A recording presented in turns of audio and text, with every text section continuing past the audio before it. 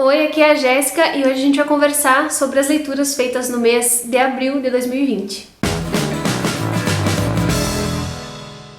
Teve bastante coisa boa, acho que no total eu consegui ler mais ou menos 1000 páginas e isso é muito pra mim, não costumo ler tanto volume assim de texto, depende muito de cada mês e esse mês foi bom, consegui fazer algumas maratonas, fiz maratona na Páscoa junto com a Nath do Redemoinhando e a Bárbara do Barbari e depois fiz a minha maratona normal no final do mês em que eu gravei o vlog de leitura pra vocês, que já tá disponível aqui no canal e eu vou deixar linkado no card, caso alguém ainda não tenha visto. Lembrando sempre que quantidade de páginas não é o que mais importa, mas sim a qualidade de leituras. Eu tô só citando aqui porque foi uma coisa extraordinária da minha vida esse tanto de livro lido ou partes de livros lidos no mês de abril. E antes de começar a falar sobre essas leituras, eu quero primeiro agradecer a todos vocês que me acompanham aqui, porque a gente chegou a 2000 inscritos no canal. Eu sei que esse é um número muito pequeno em termos de algoritmos e também para que o canal se torne autossustentável, mas ainda assim para mim é um grande número. Eu lembro quando o canal tinha 150 inscritos e eu já me considerava assim muito feliz de ter tanta gente disposta a conversar comigo sobre essas leituras que a gente vai fazendo ao longo da vida. Então, muito obrigada a cada um que se inscreve aqui, que chega, que fica e que vem para acrescentar nessa vida que a gente leva junto aí de leitores que gostam de conversar sobre os livros. Muito obrigada mesmo. Vocês todos que estão aqui são muito especiais para mim, mesmo os que ficam quietinhos e não comentam nada. Eu tô muito feliz com esse número, espero que a nossa comunidade sempre cresça. E claro,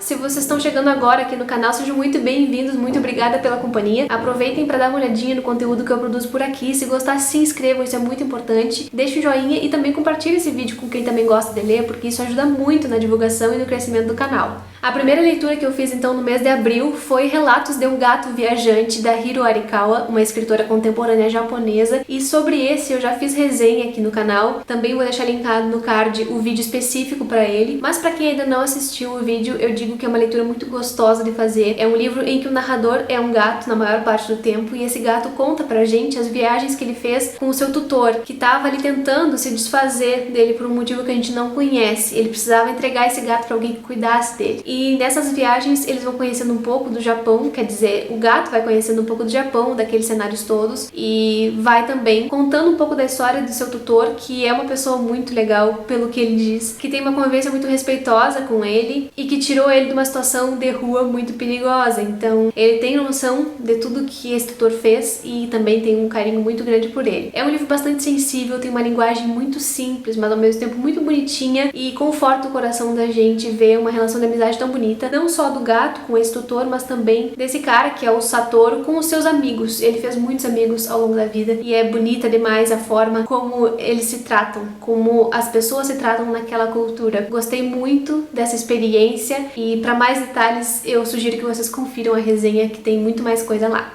E no mês passado eu tinha feito um vídeo falando que eu queria ler mais poesia, né? Falei que eu gosto muito desse gênero literário e que eu lia mais antigamente. E agora, em 2020, estava querendo voltar a ler. Inclusive, era uma das metas literárias para esse ano. Quem também não viu o meu vídeo de metas, tá aqui. Eu não coloquei livros específicos e lá no vídeo vocês podem entender mais ou menos qual foi a lógica que eu usei. E nisso, então, resolvi em abril retomar a leitura dessa coletânea de livros de poesia da Hilda Hilst. É o Da Poesia, tem vários livros aqui dentro. Eu já tinha lido 3 no ano passado, acabei nem contabilizando as leituras do ano passado. E agora resolvi retomar porque eu gosto muito do estilo da Hilda e achei por bem selecionar entre tantas possibilidades essa mulher maravilhosa para recomeçar. Daí eu resolvi ler o livro O Roteiro do Silêncio, que era o próximo na ordem dessa coletânea, e li durante a maratona de Páscoa e eu amei demais. Esse é um livro de poemas que tem muito do estilo que eu gosto de poesia, uma poesia um pouco mais trabalhada na forma e que tem também um pouco de poesia mais clássica porque ela utiliza do formato do soneto em vários momentos. Eu adoro soneto, gente. Então foi um livro que eu gostei demais, já é um favorito dos livros de poesia e acho que vai ser um dos favoritos dessa coletânea também. Não vou fazer resenha específica sobre esse livro porque é muito curtinho, então talvez quando juntar uns 5 livros de poesia que eu tenha lido ao longo desse ano, eu venho e reúno todos num vídeo só pra vocês. Também na Maratona de Páscoa eu decidi ler o Aguapés, da Jhumpa Lahiri. Era um livro que eu queria ler porque se enquadra naquela ideia de ler os livros mais antigos da estante, coisa que eu tinha estabelecido lá no começo do ano. Esse aqui estava na estante desde 2016 e não tinha motivo algum para não ter lido ainda, porque eu já sabia que eu ia gostar muito. Óbvio que foi isso que aconteceu, porque a Jhumpa Lahiri já é uma das minhas escritoras favoritas. No ano passado eu li O Intérprete de Males, que era uma coletânea de contos, e eu fiquei apaixonada pela escrita dessa mulher. Daí a vontade de pegar essa autora de novo em 2020. Gente, que romance maravilhoso! Esse livro é como uma extensão daquele livro de contos dela, porque todos os temas que estão lá também estão aqui, como a imigração, a vida das pessoas não só na Índia, especificamente em Calcutá, mas também em outros países, nesse caso os Estados Unidos. Então a situação do imigrante, toda a adaptação que passa no novo lugar onde vai viver, o sentimento de inadequação dessas pessoas que se sentem muito diferentes daquelas com as quais elas passam a conviver, e também um livro que trata sobre dramas familiares bem pesados. E claro que não vai escapar a política aqui. A Jhumpa Lahiri tem esse olhar atento, então ela vai falar sobre as lutas estudantis que aconteceram na Índia na década de 60, com as quais um dos personagens se envolveu. Então é um livro que vai tratar de diversos temas ao mesmo tempo, por isso ele é bem extenso, ele tem mais de 400 páginas, mas eu garanto pra vocês que a gente quase não vê passar, porque ela escreve muito bem e porque essa história puxa a gente pra dentro. Eu vou fazer um vídeo específico aqui pra esse livro, porque ele exige conversa mais atenta, vou ter que anotar alguns pontos pra falar pra vocês, mas desde já eu digo que é um dos melhores livros desse ano e já é um favorito também. Eu sei que muita gente se empolgou quando eu falei sobre ele lá no vlog de leitura. E vocês podem ter certeza que eu não tô exagerando, tá? É um livro muito bom mesmo e a gente fala mais sobre ele no vídeo que tá por sair.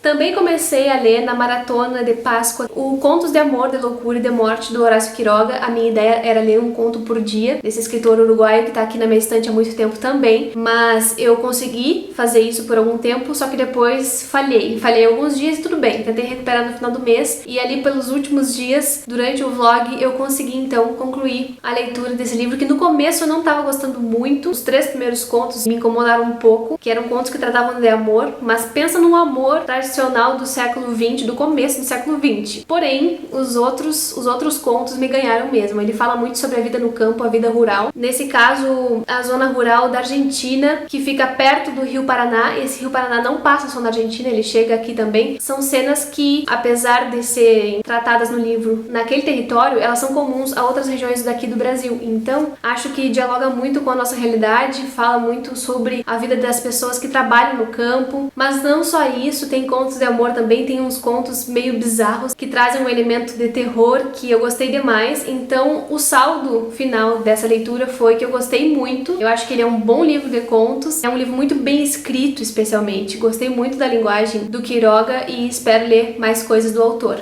Por fim, mas não menos importante, em abril eu dei bastante atenção a Um Defeito de Cor, uma leitura que ficou um pouco parada lá em março, mas eu tentei recuperar agora. E aí eu consegui ler do capítulo 3 até o capítulo 6. Deu 300 e tantas páginas de leitura desse livro e faltou pouquinho para terminar a meta de abril, falta um capítulo só, é o capítulo 7. E agora, ao longo do mês de maio, eu vou tentar dar uma atenção maior ainda para ele, para não ficar tão atrasada assim em relação à leitura conjunta lá que o Humberto tá organizando. Mas gente, que livro, né? Que livro completo, ela tem uma escrita muito fluida. Eu sei que ele pode se tornar cansativo às vezes pela extensão, mas ao mesmo tempo, cada vez que eu pego para ler, eu consigo ler umas 30, 40, 50 páginas de uma vez só, porque flui muito bem. Ela acaba envolvendo a gente. A linguagem dela não tem artifícios. Me parece que ela é mais documentalista do que literata, para dizer o mínimo, assim. Ela não trabalha muito com a linguagem no sentido de fazer algum efeito, de trazer frases impactantes, mas a história, o enredo é o que mais destaca para mim. E nesse espaço aqui que eu passei durante a leitura em abril, muita coisa aconteceu. A vida da Kehinde, que é a protagonista, parece que é uma sucessão de eventos muito importantes. Ela teve algumas coisas muito boas acontecendo aqui, porém nada dura para sempre, né? E já teve outras reviravoltas também. Então é um livro cheio de emoção e eu pretendo olhar com mais cuidado agora nesse mês, também porque eu não tô conseguindo mais ler muitos livros ao mesmo tempo. Nesse mês de abril eu fiz isso, funcionou, mas funcionou de um modo que não me agradou muito, então agora eu quero tentar ler um livro por vez. Não sei se isso vai funcionar por causa do defeito de cor, que é muito extenso e talvez a gente enjoe um pouquinho, mas espero terminar ele